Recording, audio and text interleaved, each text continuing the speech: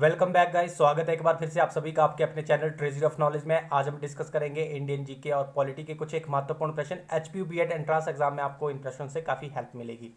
और साथ में आप लोगों को बताना चाहता हूँ कि मैंने चैनल पर जो है प्लेलिस्ट बना दी है एचपीयू बीएड एंट्रांस एग्जाम के रिगार्डिंग, जो भी एचपी जीके, इंडियन जीके और रीजनिंग और मैथ, साथ में टीचिंग एप्टीट्यूड और कमीशन एंड कमेटीज़ की सभी की मैंने प्लेलिस्ट बना दी है। आप लोग जाकर चेक कर सकते हैं। शुरू करते हैं आज की ये वीडियो अपने पहले प्रश्न से। आज का आपका पहला प्रश्न है, भारतीय संसद में शामिल है।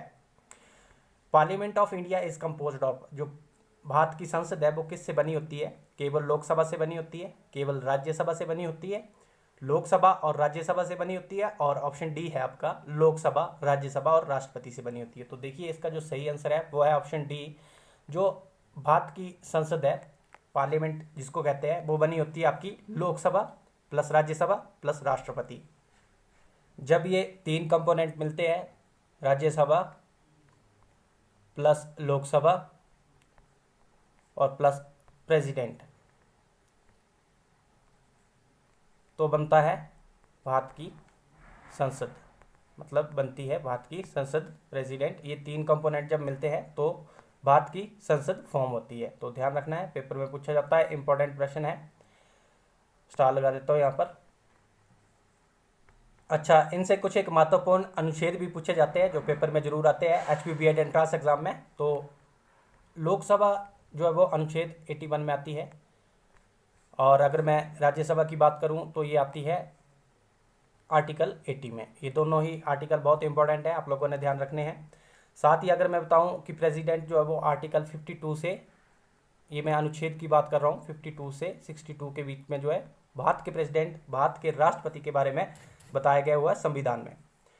वेरी वेरी इंपॉर्टेंट, ये सारे ही प्रश्न पेपर में पूछे जाते हैं। अच्छा, राष्ट्रपति के बारे में कुछ एक बातें और जान लेते हैं जो पेपर में बनती है। जैसे कि पेपर में प्रश्न इस प्रकार से आता है कि भारत के राष्ट्रपति पर महाभियोग जो वो कौन से अनुच्छेद में है, कौन से अनुच्छेद के तहत लगाया जाता है? तो जो महाभियोग लगाया जाता है वो लगाया जाता है आर्टिकल 61 के तहत। Very important. अच्छा, आप लोग पूछेंगे कि सर महाभियोग क्या है? महाभियोग जब राष्ट्रपति जो है वो संविधान का उल्लंघन करता है राष्ट्रपति, तब जो है राष्ट्रपति पर महाभियोग लगाया जाता है। और महाभियोग कौन लगाता है?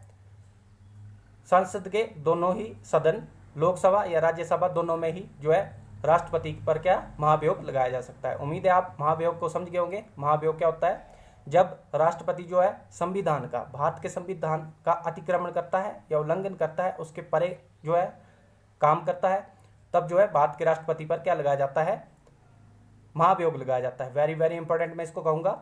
और पेपर में एक प्रश्न और बनता है कि राष्ट्रपति का चुनाव जो है वो भारत के संविधान के किस अनुच्छेद में जो है वो है? तो कौन से अनुच्छेद में है? 55, आर्टिकल 55 किससे रिलेटेड है? भारत के राष्ट्रपति के इलेक्शन से, चुनाव से। और वर्तमान में भारत की राष्ट्रपति कौन है? द्रौपदी मुर्मू जी है। और ये कौन से नंबर वाली जो है भारत की राष्ट्रपति बनी है? ये बनी है आपकी 15वीं, 50th टर्म है ये भारत के राष्ट्रपति as a president of India. ये ध्यान रखना है। ये जो डिजिट मैंने अभी आपके सामने लिखा है 15, क्योंकि एचपीयू बीएड एंट्रांस एग्जाम में इन नंबर से पेपर में प्रश्न बनता है। और द्रौपदी मुर्मू के बारे में बता दूं, ये भारत की पहली जो जनजातीय राष्ट्रपति है, मतलब ट्राइबल से बिलोंग करती है। और ये कौन सी ट्राइब से बिलोंग करती है? संथाल से बिलोंग करती है। द्रौपदी मुर्मू की मैं बात कर रहा हूँ। और साथ में कौन से स्टेट से है? उड़ीसा से है। ये भी ध्यान रखना आप लोगों ने। इससे पहले भारत के राष्ट्रपति कौन हुआ करते थे? रामनाथ कोविंद हुआ करते थे। ये भी ध्यान रखना है। और अगर पूछा जाए कि वर्तमान में भारत के उपराष्ट्रपति कौन है, तो जगदीप धनखड़ जी है। ये भी आप लोगों ने नोट रखना है। वेरी वेरी इंपॉर्टेंट मैं इनको कहूँगा, पेपर में पूछे जा सकते हैं। और अगर मैं द्रौपदी मुर्मू की बात करूँ तो ये दूसरी महिला है राष्ट्रपति। पहली महिला राष्ट्रपति कौन थी? प्रतिभा पाटिल। इसको ध्यान में रखना है, पूछा जा सकता है पेपर में प्रश्न एचपी बीएड एंट्रांस एग्जाम में कि भारत की पहली महिला राष्ट्रपति कौन थी? तो प्रतिभा पाटिल जो थी भारत की पहली महिला राष्ट्रपति थी। और अगर ये जो वर्तमान में है द्रौपदी मुर्मू जी, ये भारत की दूसरी महिला राष्ट्रपति है। तो उम्मीद है यहाँ पर आप लोगों को काफ़ी कुछ जानकारी मिली होगी। मूव करते हैं अपने नेक्स्ट क्वेश्चन की ओर। भारत के राष्ट्रपति को किसके द्वारा पदमुक्त किया जा सकता है? तो देख सकते हैं यहाँ पर प्रश्न आ गया है। पदमुक्त का मतलब क्या है कि उनको अपने पद से हटाना। प्रश्न को सही से समझना है, शब्दों को सही से पढ़ना है पेपर में भी, जब आप एंट्रांस दे रहे होंगे तब भी। और मैंने डिस्कस कर ही लिया है कि भारत के राष्ट्रपति को जो है पदमुक्त संसद द्वारा किया जा सकता है, और संसद के किसी भी सदन में जो है महाभियोग लगाकर राष्ट्रपति पर जो है आर्टिकल 61 के तहत जो है राष्ट्रपति को उसके पद से बर्खास्त किया जा सकता है। भारत के राष्ट्रपति की मैं बात कर रहा हूँ, आर्टिकल 61 ध्यान में रखना है। और बता दिया मैंने कि पेपर में प्रश्न इस प्रकार से बने कि भारत के राष्ट्रपति को जो है वो कौन से सदन से जो वो पदमुक्त किया जा सकता है। तो दोनों सदनों में, उच्च सदन और निम्न सदन कौन कौन से है? राज्यसभा और लोकसभा। इन दोनों सदनों से मैं जो है महाभियोग लगाकर राष्ट्रपति को जो है पदमुक्त किया जा सकता है। ये आर्टिकल आपने ध्यान रखना है, वेरी वेरी इंपॉर्टेंट कहूंगा मैं, पेपर में पूछा जाता है। आर्टिकल 61 जो वो किससे है? भारत के राष्ट्रपति पर महाभियोग से संबंधित है। वेरी वेरी इंपॉर्टेंट मैं इसको कहूंगा। उम्मीद है आप लोग समझ गए होंगे। मूव करते हैं अपने नेक्स्ट क्वेश्चन की ओर।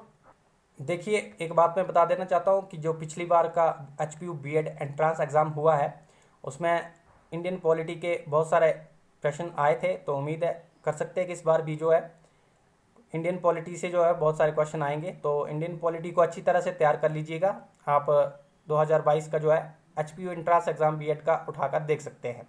अगला प्रश्न है हमारा, किस हाईकोर्ट के अधिकार क्षेत्र में अरुणाचल प्रदेश राज्य आता है? देखिए, अरुणाचल प्रदेश का जो हाई कोर्ट है ये है गुवाहाटी, और गुवाहाटी जो है ये असम में है, और असम का भी ये हाई कोर्ट है। तो असम हाई कोर्ट के अंडर में ही जो ये गुवाहाटी हाई कोर्ट के अंडर में ही, गुवाहाटी जो है वो असम के अंदर ही है, और असम का हाई कोर्ट है गुवाहाटी, और गुवाहाटी ही जो है गुवाहाटी हाई कोर्ट जो है वो अरुणाचल प्रदेश का भी हाई कोर्ट ही है। और साथ में और भी राज्य है जिनका हाई कोर्ट गुवाहाटी ही है, जैसे कि नागालैंड और मिजोरम। इन दोनों राज्यों का भी हाई कोर्ट कौन सा है? गुवाहाटी हाई कोर्ट है। हाई कोर्ट बोलने का मतलब है कि जैसे हमारा हिमाचल प्रदेश का हाई कोर्ट कहाँ है? शिमला में है। वैसे ही जो मिजोरम और नागालैंड और आंध्र प्रदेश, माफ़ी चाहूँगा, अरुणाचल प्रदेश और असम का हाई कोर्ट कौन सा है? गुवाहाटी हाई कोर्ट है। एक ही हाई कोर्ट है, ध्यान रखेंगे, मोस्ट इंपॉर्टेंट है। अच्छा, अगर मैं बात करूं, पेपर में प्रश्न इस प्रकार से बनता है कि भारत का सबसे पुराना हाई कोर्ट कौन सा है? सबसे पहले जो हाई कोर्ट है वो कौन सा बना था? तो वो बना था Calcutta high court. Option C में आप लोग देख पा रहे होंगे 1862 में ये बना हुआ है। कब बना है? 1862 में। वेरी वेरी इंपॉर्टेंट, पेपर में प्रश्न बने कि भारत का सबसे पुराना हाई कोर्ट कौन सा है? तो कलकत्ता हाई कोर्ट है। और अगर पूछा जाए कि कौन से सन में ये जो है फॉर्म एस्टेब्लिश हुआ था? 1862 में हुआ था। अच्छा, एक और प्रश्न बन सकता है हाई कोर्ट से कि वर्तमान में भारत में कितने हाई कोर्ट है? तो 25 हाई कोर्ट है। ये भी आप लोगों ने ध्यान रखना है, वेरी वेरी इंपॉर्टेंट। ये जितने भी डिजिट मैं यहाँ पर लिख रहा हूँ मोस्ट इंपॉर्टेंट है, ध्यान में रखने हैं। कितने हाई कोर्ट बताए? भारत के वर्तमान की बात कर रहा हूँ, 25 हाई कोर्ट है वर्तमान में भारत में। और 25वां, पहले 24 हुआ करते थे, 25वां हाई कोर्ट कौन सा बना है? 25वां हाई कोर्ट बना है आपका आंध्र प्रदेश। आंध्र हाई कोर्ट जो है वो 25वां हाई कोर्ट बना है। आप लोगों को पता ही होगा कि आंध्र प्रदेश जो है वो आंध्र प्रदेश से तेलंगाना अलग हुआ था। और कब अलग हुआ था? 2014 में हुआ था। ये डेट भी, ये सन भी आप लोगों ने याद रखना है। पेपर में पूछा जाए कि तेलंगाना जो है सबसे न्यूएस्ट स्टेट है, भारत का सबसे नया राज्य है, 2014 में बना है ये। और आंध्र प्रदेश से ही तेलंगाना जो है निकला है। तो इनके हाई कोर्ट जो वो अलग अलग हो गए थे। अगर पूछा जाए कि आंध्र प्रदेश की राजधानी कहाँ है, ये पेपर में पूछी जाती है HPU BEd एंट्रेंस एग्जाम में, वेरी वेरी इंपॉर्टेंट, अमरावती। और पूछी जाए कि तेलंगाना की कहाँ है, तो कैपिटल की बात कर रहा हूँ मैं, राजधानी की बात कर रहा हूँ, तेलंगाना की राजधानी है हैदराबाद। अच्छा, हाई कोर्ट से एक और प्रश्न आ सकता है कि वर्तमान में जो हाई कोर्ट में जजेस की संख्या है वो कितनी है? तो जजेस की संख्या है 33+1। यहाँ पर मैं एक बार इसको, उम्मीद है आप लोगों ने नोट कर लिया होगा। कितनी है? 33+1। यहाँ पर लिख देता हूँ मैं 33+1। अब आप पूछेंगे सर 33+1 क्या है? 33 जो है सुप्रीम कोर्ट में जजेस है, और एक जो है सुप्रीम जज है, मतलब कि CJI जिसको कहते हैं। तो ये टोटल 34 हो जाते हैं।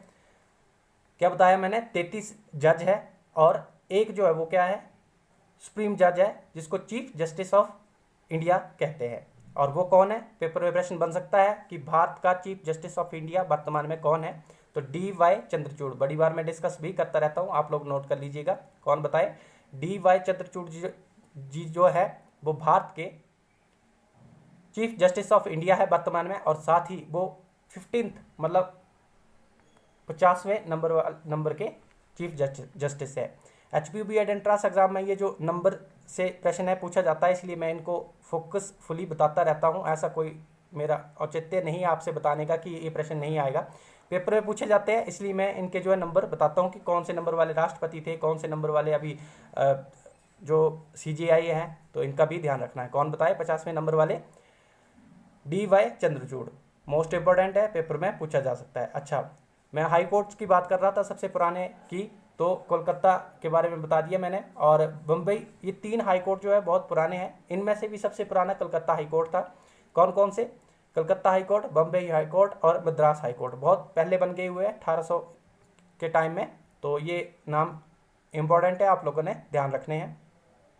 अगर पूछा जाए इम्पोर्टेंट है और ये कि बम्बई हाई कोर्ट कब बना था, तो बम्बई हाई कोर्ट भी 1862 में ही बना हुआ है। वेरी इंपॉर्टेंट, काफ़ी पुराने हाई कोर्ट है। लेकिन अगर पहला पूछा जाए सबसे पुराना, तो कलकत्ता हाई कोर्ट ही है। उम्मीद है यहाँ पर आप लोग काफ़ी कुछ समझ गए होंगे।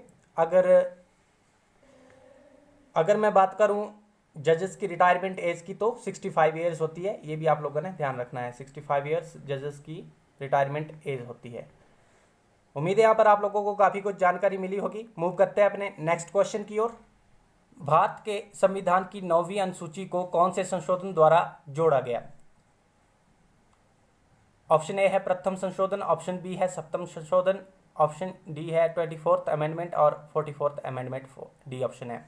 तो देखिए, ये पहले संशोधन द्वारा ही जो है भारत में जो है 9वीं अनुसूची को जोड़ा गया था।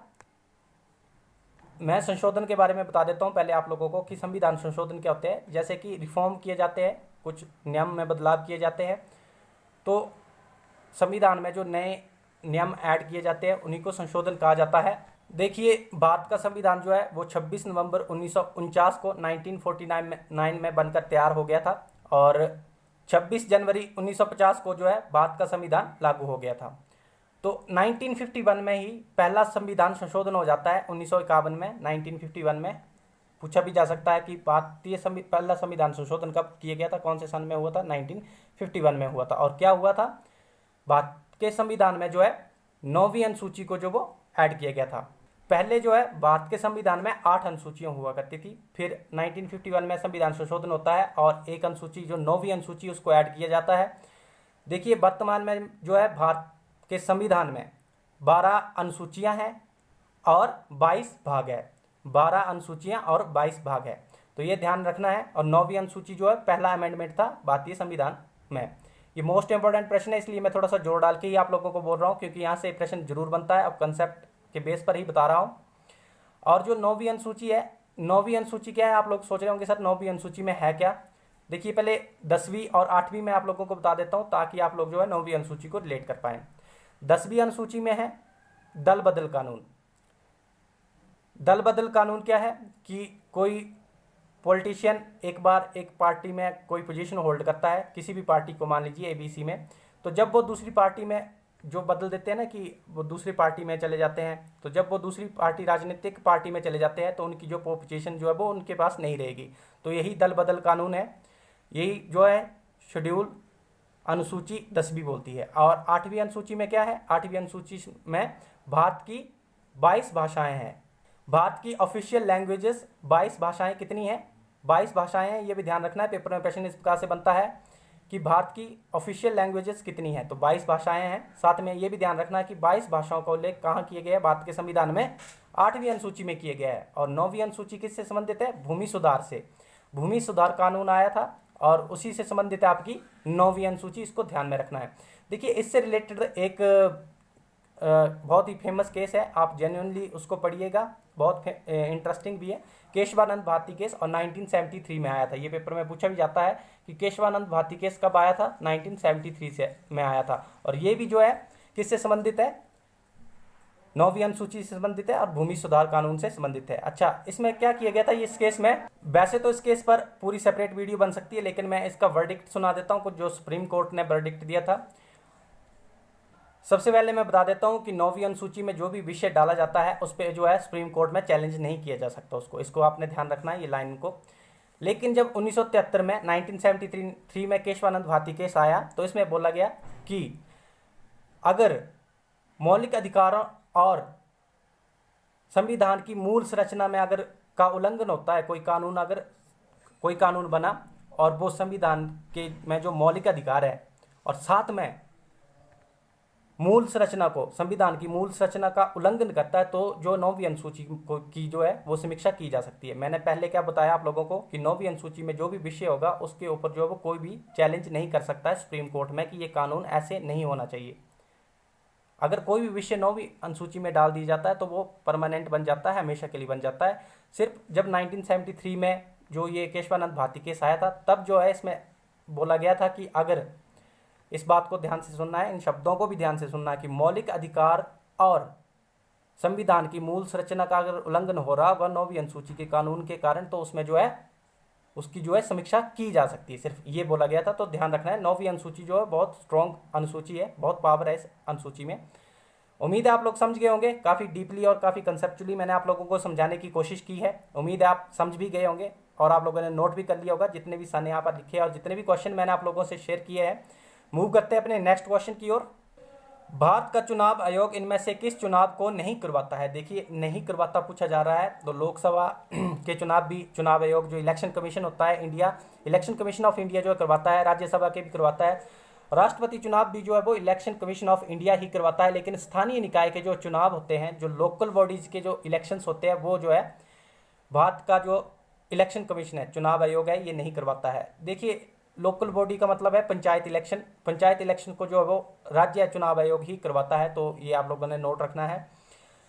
और पंचायत इलेक्शन का जो अधिकार है, ये पंचायतों को जो संवैधानिक अधिकार मिला है, ये मिला है 73वें संविधान संशोधन द्वारा। कौन से? 73rd। ये ध्यान में रखना है, पेपर में पूछा भी जाता है। 73rd जो कॉन्स्टिट्यूशनल अमेंडमेंट था, इसके द्वारा 1992 में हुआ था और ये सन भी याद रखना है, मोस्ट इंपॉर्टेंट है, पेपर में पूछे जाते हैं। स्टार लगा देता हूँ यहाँ पर। 73वां संविधान संशोधन 1992 क्या कहता है कि पंचायतों को संवैधानिक अधिकार देता है इलेक्शंस के। ये भी इंपॉर्टेंट है, पेपर में पूछा जाता है बार बार। और पंचायतों का जो वर्णन किया गया है वो किया गया है 11वीं अनुसूची में। देखिए, मैंने 8वीं भी डिस्कस कर ली। 22 ऑफिशियल लैंग्वेज है भारत की। 9वीं भूमि सुधार कानून है। 10वां दल बदल कानून है। और 11वीं अनुसूची जो है उसमें क्या है, पंचायतों के बारे में बताया गया है। अच्छा, यहाँ से एक और प्रश्न बन सकता है एचपी बीएड एंट्रेंस एग्जाम में कि भारत के वर्तमान चीफ इलेक्शन कमिश्नर कौन है? भारत के वर्तमान मुख्य चुनाव आयुक्त कौन से है? तो कौन है? राजीव कुमार। ये नाम मोस्ट इंपॉर्टेंट है, नोट कर लीजिएगा, बहुत बार मैं बताता भी रहता हूँ। और ये कौन से नंबर वाले जो बने हैं? 25वें नंबर के सीईसी बने हैं। सीईसी मतलब चीफ इलेक्शन कमिश्नर। यहाँ पर लिख देता हूँ, 25 नंबर के आइए सीईसी कौन? राजीव कुमार। ये नाम नोट कर लीजिएगा। चीफ इलेक्शन कमिश्नर कौन से? 25वें बने हैं, Rajiv Kumar. Very very important, paper में बन सकता है ये प्रश्न। और एक और प्रश्न बन सकता है यहाँ से कि जो मुख्य चुनाव आयुक्त होते हैं, इनका जो है कार्यकाल कितने वर्षों का होता है? तो 6 वर्षों का होता है। ये भी ध्यान रखना है। 6 ईयर्स जो होता है इनका 10 ईयर होता है, मतलब 6 वर्षों तक ये क्या बन सकते हैं, रह सकते हैं। माफी चाहूंगा यहाँ पर, 6 ईयर्स तक क्या रह सकते हैं? ये चुनाव मुख्य चुनाव आयुक्त रह सकते हैं, चीफ इलेक्शन कमिश्नर जिनको हम कहते हैं। और इसमें एक और एक्सेप्शन है कि अगर इनकी 65 वर्ष की उम्र पूरी हो जाती, जैसे अभी वर्तमान में राजीव कुमार है, अगर 6 वर्ष कंप्लीट होने के पहले ही इनकी 65 वर्ष पूरी हो जाती है एज, तो उन्हें रिटायर कर दिया जाएगा। ये भी ध्यान में रखना है। 6 ईयर्स तक या 65 वर्ष तक की आयु तक जो है वो चीफ इलेक्शन कमिश्नर का जो है टेन्योर रहता है। तो उम्मीद है आपको कंफ्यूज नहीं करेंगे, इनको भी मैंने सेपरेटली अलग अलग से बता दिए हैं। और काफ़ी इंपॉर्टेंट प्रश्न बनते हैं, जितने भी बनते हैं मैंने आप लोगों से डिस्कस भी कर दिया है। मूव करते हैं अपने नेक्स्ट क्वेश्चन की ओर। इनमें से कौन सा भारतीय संघ का 25वां राज्य बना था? तो देखिए, 25th स्टेट जो बनी थी वो बनी थी गोवा, और मैंने इसके बारे में पहले भी डिस्कस किया हुआ है, फिर से मैं बता देता हूँ।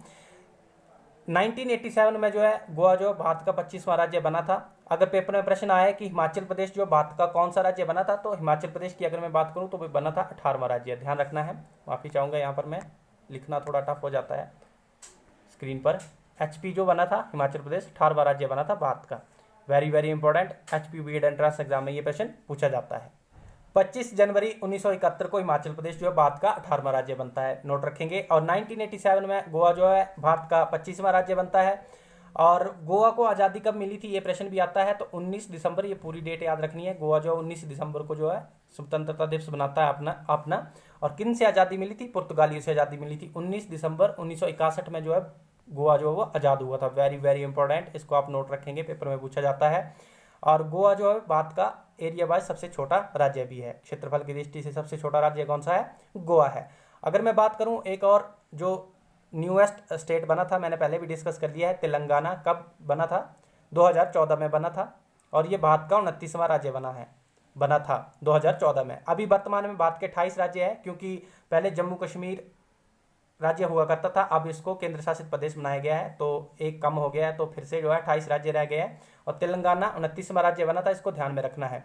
और तेलंगाना और जो बना था वो आंध्र प्रदेश से ही निकला था। आंध्र प्रदेश 2014 में आंध्र प्रदेश रीऑर्गेनाइजेशन एक्ट आता है, जिसके तहत जो है तेलंगाना जो है भारत का 29वां राज्य बनता है। साथ ही अगर पूछा जाए कि आंध्र प्रदेश से एक प्रश्न बनता है, आंध्र प्रदेश राज्य से, कि भाषा के आधार पर बनने वाला पहला राज्य कौन सा था भारत का, तो कौन था? आंध्र प्रदेश था। देखिए, भाषा के आधार का मतलब है कि जो आंध्र प्रदेश में तेलुगु लैंग्वेज बोली जाती है, तो जो भी तेलुगु बोलते थे उन्हें एक लैंग्वेज के बेस पर, एक जितने एरिया में तेलुगु बोली जाती थी उसको एक स्टेट घोषित कर दिया गया। तो भाषा के आधार पर बनने वाला पहला राज्य कौन था? आंध्र प्रदेश था। इसको भी ध्यान में रखना है, पेपर में प्रश्न बनता ही बनता है, मोस्ट इंपॉर्टेंट है। अच्छा, आंध्र प्रदेश की मैंने कैपिटल भी बता दी है, कौन सी है? अमरावती है। और तेलंगाना की हैदराबाद है। तो ये भी नोट रखना है, क्योंकि एचपीबी एंट्रेंस एग्जाम में यहाँ से भी प्रश्न बन सकता है। मूव करते हैं अपने नेक्स्ट क्वेश्चन की ओर। इनमें से क्या एक राज्य का मूल तत्व नहीं है? देखिए, which is not an element of state. देखिए, प्रश्न को ध्यान से पढ़ना है, नोट बोला गया है और साथ में स्टेट का पूछा गया है। तो देखिए, राज्य क्षेत्र जो है, टेरिटरी, किसी राज्य का जो क्षेत्र हो सकता है, बिल्कुल हो सकता है, ये एलिमेंट है स्टेट का। और सरकार, गवर्नमेंट, जी हाँ, राज्य की अपनी सरकार हो सकती है, बिल्कुल देख सकते हैं आप। जैसे स्टेट इलेक्शन हुए हमारे, तो सीएम सुखविंदर सिंह सुक्खू जी बने, तो किसी राज्य की सरकार भी हो सकती है। तो ये एलिमेंट भी राज्य का हो सकता है। संप्रभुता, सोवर्निटी, मतलब अपने तरीके से जो है सरकार को चला सकते हैं राज्य में, तो जी हाँ, बिल्कुल ये भी जो है एलिमेंट है स्टेट का।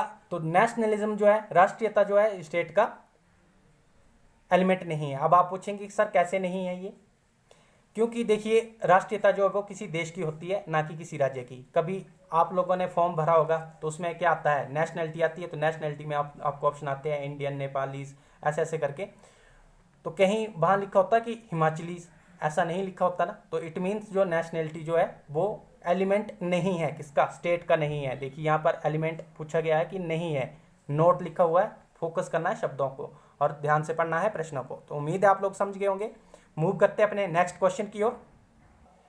भारतीय संविधान का कौन सा भाग कल्याणकारी राज्य के आदर्श को बताता है? तो ऑप्शन ए है मौलिक अधिकार, ऑप्शन बी है मौलिक कर्तव्य, ऑप्शन सी है प्रस्तावना, ऑप्शन डी है राज्य के नीति निर्देशक तत्व। देखिए, नाम से ही पता चल रहा है, ऑप्शन डी इसका बिल्कुल सही आंसर है। राज्य के नीति निर्देशक तत्व जो होते हैं वो कल्याणकारी भाग है किसका? भारतीय संविधान के अंदर में किसी राज्य के आदर्श को बताने के लिए।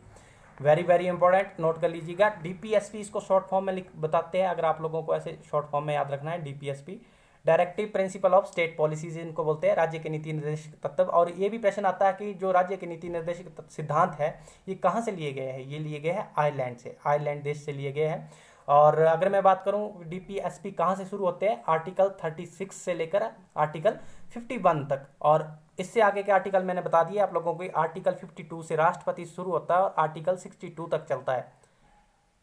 अब इनको आप लोग, आपकी कैप्चर पावर है कि आप कितना कैप्चर जो है इसको कर पाते हैं, माइंड में ध्यान रखिएगा। वेरी वेरी इंपॉर्टेंट, पेपर में प्रश्न पूछे जाते हैं, स्टार लगा देता हूं मैं। उम्मीद है आप लोगों को वीडियो पसंद आ रही होगी, और अगर आप लोगों को वीडियो अच्छी लग रही है तो वीडियो को लाइक और शेयर जरूर कर दीजिएगा। साथ ही अगर चैनल को सब्सक्राइब नहीं किया है तो चैनल को सब्सक्राइब भी कर दीजिएगा।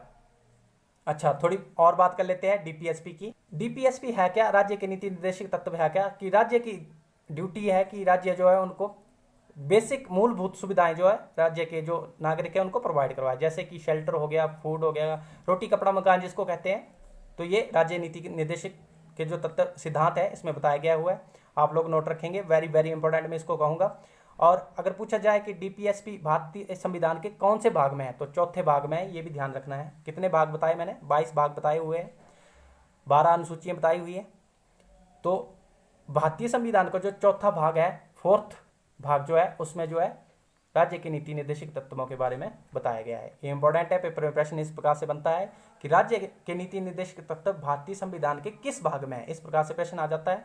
ऑप्शन आ जाएंगे आपको कि भाग 1 में है, भाग 2 में है, भाग 3 में है, भाग 4 में है। तो आपको पता होना चाहिए कि राज्य के नीति निर्देशक तत्व जो है भारत के चौथे भाग में है। Very very important. उम्मीद है आप लोग समझ गए होंगे। और डीपीएसपी कहाँ से लिए गए हैं, आयरलैंड से लिए गए, इसको भी ध्यान रखना है। मूव करते हैं अपने नेक्स्ट क्वेश्चन की ओर। राज्यसभा की अधिकतम संख्या है। देखिए राज्यसभा में कितनी जो है मेंबर्स, राज्यसभा के मेंबर्स हो सकते हैं, तो ये हो सकते हैं आपके 250। ऑप्शन डी इसका बिल्कुल सही आंसर है। और अगर आप लोग ये सोच रहे हैं कि सर लोकसभा में कितने हो सकते हैं, तो बिल्कुल जेन्युइनली आपको सोचना भी चाहिए और पेपर में आ भी जाता है। तो 552 जो है लोकसभा में मेंबर्स हो सकते हैं, मैक्सिमम की मैं बात कर रहा हूँ। ये लोकसभा के हैं, लोकसभा में 552 और राज्यसभा में 250। ये ध्यान रखना है, पेपर में पूछा जाता है, इंपॉर्टेंट प्रश्न है।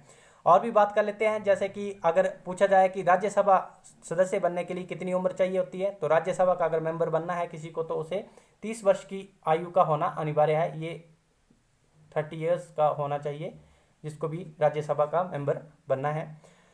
इलेक्ट करने के लिए जो है 30 साल की उम्र होनी चाहिए। अगर पूछा जाए कि लोकसभा के लिए कितनी उम्र चाहिए, तो 25 ईयर्स की। तो यहाँ से एक और प्रश्न बनता है कि भारत का प्रधानमंत्री बनने के लिए न्यूनतम आयु क्या चाहिए, तो न्यूनतम आयु 25 वर्ष है। देखिए लोकसभा से जो है प्रधानमंत्री चुना जाता है, तो लोकसभा की न्यूनतम आयु कितनी है, 25 वर्ष है। 25 वर्ष जो है लोकसभा की न्यूनतम आयु है। और राज्यसभा की पूछी जाए न्यूनतम आयु तो कितनी है, 30 ईयर्स। मैंने बता दिया है, इंपॉर्टेंट है, पेपर में प्रश्न बनता है। यहाँ मूव करते हैं अपने नेक्स्ट क्वेश्चन की ओर।